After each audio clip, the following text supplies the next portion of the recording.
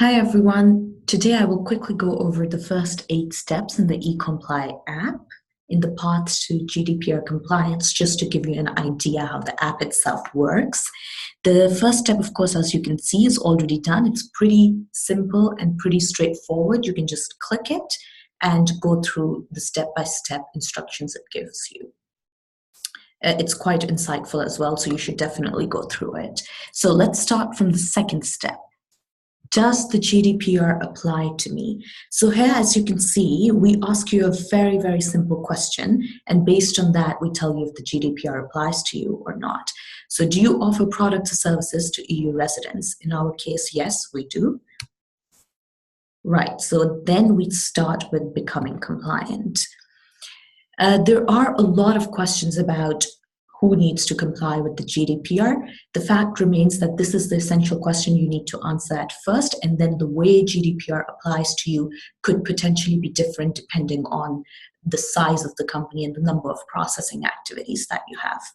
So once you're done with this, we will go on to the third step, that is setting up a data protection management system, or a DPMS, as we call it. So just go through these one by one. To give you a brief explanation of why setting up a DPMS is important is basically just about convenience. So the system essentially means that you have all the documents that you need for the GDPR in one place. At a later stage, if you need to refer to a document or check something or change something for that matter, you can simply just log into the system and you have everything that you need for the GDPR there. So it will help you also in terms of handling all the different responsibilities. At a later stage, you can assign different departments to different people and all together work on the GDPR compliance topic. So you can also just quickly go through this, then drop the logo of your company here, the name here, and then click on Set Up My DPMS. Right, so having explained the need for a DPMS, let's go on to the fourth step. That's filling out basic information about your company. So this is also pretty straightforward, so I'll go through it quickly with you. All right, so the company name, then your website, self-explanatory, telephone number, your address. So this has to be the official address of your company. The primary representative has to be a managing director. Most of the times that's typical in a company. So it has to be someone to whom authorities can address a letter to, for instance. So it's different than your data protection officer, and your data protection officer you have to assign later on, and we will do that as well within the app. But this is definitely someone who is a representative of your company, not responsible for your data processing activities directly. And then, of course, the role, email address, and here we need a rough estimate of the number of employees that you have within the company. So later on, if you're on the edge of certain GDPR things applying to you or not, that will be determined by the rough estimate of the size of your company. All right, once you're done, move on and go on to the fifth step. That's declaring your data protection goals. So basically what this means is that you put everything in terms of how your company will protect the data of your users, clients, employees, and you put it all in writing. You can definitely go on getting the template. So that's a template we have created for you. It has all the principles that you need to go through, the principles of the right to be forgotten, data minimization, pretty much everything. Or you can upload your own document if you have the goals written down already. Make sure that they're signed by the relevant person, the managing director or the upper management usually. But you can also add any goals that you're missing within the template.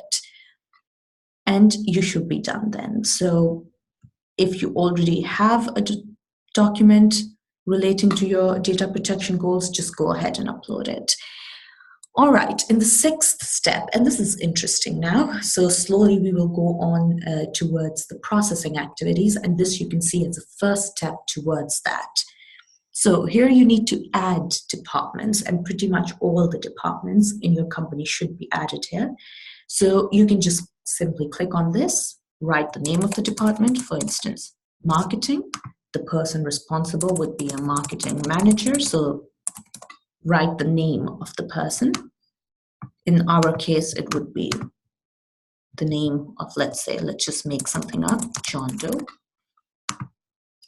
You write the email address of the person and the data protection coordinator for that department and save it.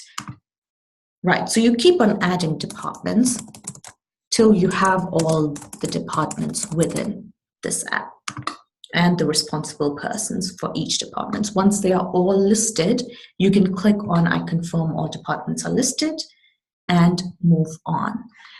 Right, so the 7th step is declare your data protection officer. So this can be someone internal or external, doesn't really matter, but this has to be preferably someone who does know what your company is doing and will actually objectively make sure that you are actually complying with the data protection goals that you declared earlier. So if you already have one, you can simply click on this one. If you want to appoint one, you should get the document that we give you. Make sure the person reads it, you should read it, sign it, fill it out, and that's pretty much all you need to do. Once you have it done, just click here, write the name of the person responsible, and this is where the information of the data protection officer should go. Also the telephone number, and this is important, this should be a work telephone number, of course, because then authorities, if they have a question, can simply call the relevant person in your department. And here you can put in the document, which should be preferably signed, and then just click done. All right, so this is your 7th step. After that, this will automatically be shown as done.